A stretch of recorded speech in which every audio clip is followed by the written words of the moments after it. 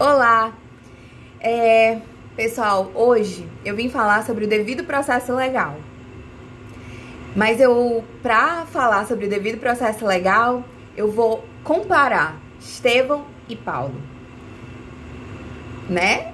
Não se preocupa que eu vou explicar. Estevão, ele foi um mártir do cristianismo. E Paulo também. Ele foi um dos que mais escreveu o Novo Testamento. Ele foi um grande apóstolo de Deus, muito usado por ele. Mas Estevão também teve um grande ministério. No início do livro de Atos se fala muito de Estevão e se relata que ele realmente tinha um relacionamento pessoal com Deus e que ele estava cumprindo o seu propósito aqui na Terra, que ele era um jovem, mas um jovem muito sábio e um jovem muito usado por Deus na igreja primitiva, já era diácono, né? E tinha funções. Mas ele foi acusado. Ele foi acusado de ir contra a lei judaica. E assim, uma acusação genérica. E ele foi levado para fora de Jerusalém e morto aos pés de Saulo ou Paulo. Então, esse Estevão, quando ele morreu e subiu aos céus, o pessoal diz que tinha uma áurea de anjo. E tem uma descrição na Bíblia, você pode ler, Atos 6, 7, e entender bem como ele realmente foi um grande servo de Deus. Mas ele foi morto. Ele foi morto com uma acusação genérica, de que ele foi contra a lei judaica e foi morto. Paulo não. No final do livro de Atos, Atos 22, 23, se relata o retorno de Paulo a Jerusalém e uma tentativa de assassinato de Paulo. Mas o desfecho é bem diferente do desfecho de Estevão. A multidão, ela se preparava para linchar Paulo. Vou explicar o contexto. Paulo chegava a Jerusalém e muitos judeus conversos entendiam que Paulo, mesmo sendo judeu de nascimento, fariseu, zeloso das tradições, Paulo, como era o apóstolo dos gentios, os judeus de Jerusalém entendiam que ele não estava respeitando as tradições.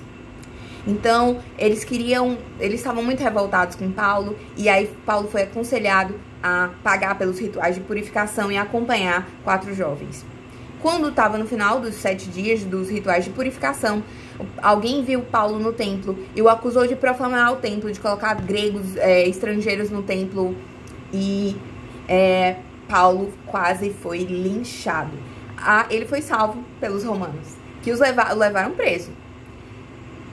E o que aconteceu? Paulo foi preso e quando ele pediu para falar, assim como Estevão tinha falado à multidão, pediu em grego, já é diferente, né? Já começou aí a mostrar que ele era um cidadão diferente, não melhor, mas que tinha essa versatilidade linguística. Ele falava grego, ele falava hebraico, ele falava vários idiomas. Então, Paulo falou com os carcereiros, centurião, em um idioma, falou ao povo em outro. E tentou se defender. Muito bem.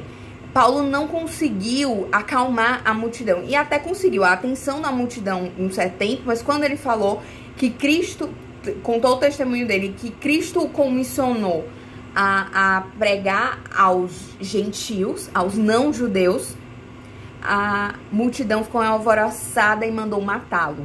Queria matá-lo. Então, o centurião, para acalmar aquela balbúrdia na cidade de Jerusalém, notadamente foi o que ele fez. Ele levou Paulo e disse que ia interrogá-lo sob tortura. Quando Paulo chegou lá, ele fez uma perguntinha simples. Ele disse assim, me pode torturar um cidadão romano? Eles ficaram até nervosos. Como assim um cidadão romano? Aí ele foi ter um diálogo com Paulo diretamente, perguntar, você é cidadão romano, como foi isso e tal? E eu comprei a minha cidadania por um certo valor. Então ele estava investigando quem é Paulo, se ele tem recursos e tudo. E Paulo disse, não, eu sou cidadão romano de nascimento. E o que é ser cidadão romano? A cidadania hoje, ela tem um conceito diferente do que tinha na antiguidade. Na Grécia, por exemplo, era cidadão quem era filho de pai e mãe grego. Em Roma, a cidadania era um pouco mais ampla que na Grécia, porque como ela conquistou muitos territórios, ela queria cooptar pessoas para o exército romano e recursos, ela queria cooptar as elites. Então, a partir de um certo valor, determinadas pessoas que tinham determinadas posses, elas poderiam ser consideradas cidadão romano. Pessoas que serviram o exército durante uma longa quantidade de tempo ganhariam a cidadania romana. Mas não era um status diferenciado. O cidadão romano, ele sim, ele tinha direito a um devido processo legal. Ele tinha direito a um julgamento justo. Ele tinha direito a se defender quando ele fosse acusado. Ele tinha direito a apelar para Roma. Um cidadão não romano, ele não tinha esse direito. Então, Paulo, ele foi acusado e ele tentou se defender e não foi torturado porque era um cidadão romano. Ele falou e não foi torturado. Até para cumprir o seu propósito, mais pra frente ele apelou para Roma, que também era um direito de um cidadão romano. E aí ele foi para Roma, deu uma passadinha em Malta, lá ele curou o chefe da ilha e levou o cristianismo para Malta, que eu salvo engano, é o país com mais igrejas per capita. Tem, salvo engano, 365 igrejas no arquipélago de Malta. Então, é um arquipélago que tem o cristianismo como a religião mais difundida. Pouca parcela da população não é cristã. E depois ele foi para Roma. E lá ele levou o cristianismo para a sede do império, né? E levou porque ele apelou para Roma, era um cidadão romano, enfim. E ele faleceu também, mas ele não foi crucificado como Jesus. Jesus era um galileu, então ele podia ser crucificado. Paulo não, porque Paulo era um cidadão romano e essa morte de cruz era considerada indigna para um cidadão romano. Ela era uma espécie de tortura, porque você não atacar os órgãos vitais para a pessoa durar mais tempo sofrendo. Enfim, essa história de Paulo, ela foi diferente da história de Estevão, também por causa do devido processo legal. Paulo, enquanto cidadão romano, ele tinha direito a regras processuais e materiais diferentes de Estevão. E aqui eu não tô fazendo teologia e não tô retirando a soberania de Deus ou qualquer conceito. Eu apenas estou refletindo sobre esse princípio processual relevante. O devido processo legal, ele está hoje consagrado na nossa Constituição, no artigo 5º, inciso L e V. E a Constituição, ela não conceitua o devido processo legal. Ela apenas diz que o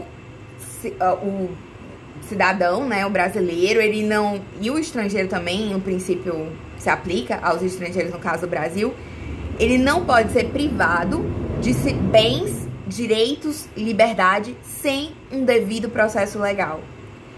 E esse devido processo legal, ele é a base de todos os princípios processuais. Ele é o fundamento para todos os princípios processuais, mas ele também tem um aspecto material, de que o julgamento seja razoável, seja proporcional. Então, esse devido processo legal, consagrado na nossa Constituição, ele tem o objetivo de permitir que uma pessoa, uma vez acusada, ela possa se defender, ela possa dar a sua versão, ela possa contraditar a acusação e ela possa ter uma acusação clara contra ela. Nos dois casos que a gente mencionou, Estevão e Paulo, eles foram acusados de violar a lei judaica. Violar o quê? Em quê? Qual a conduta que violou? A acusação sequer era clara. Eles foram levados presos de forma, digamos assim, flagrante. Mas a forma como a condução do processo ocorreu com e a forma como a condução do processo ocorreu com o outro é totalmente diferente, em razão da diferença de cidadania naquele contexto e da diferença de que a Paulo se aplicou o devido processo legal, mas a Estevão não se aplicou o devido processo legal. E é isso, pessoal. Boa tarde para vocês. Espero que vocês tenham aproveitado essa reflexão. E é isso.